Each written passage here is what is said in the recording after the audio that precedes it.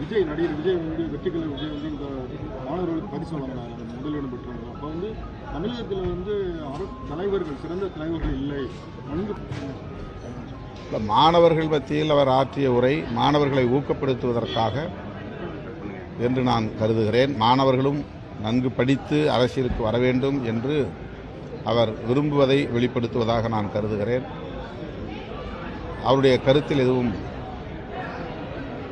பிழை இருப்பதாக எனக்கு தெரியவில்லை, அல்லது உள்நோக்கம் இருப்பதாகவும் நான் கருதவில்லை.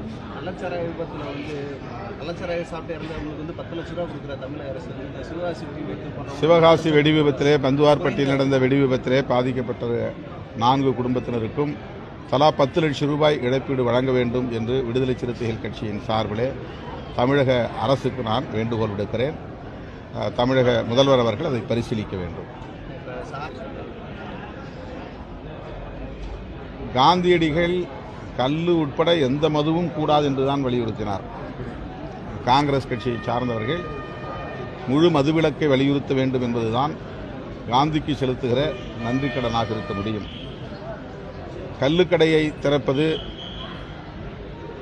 ஒரு கோரிக்கையாக தமிழ்நாட்டிலே கல்லு உற்பத்தியாளர்கள் தரப்பிலே வைக்கப்படுகிறது.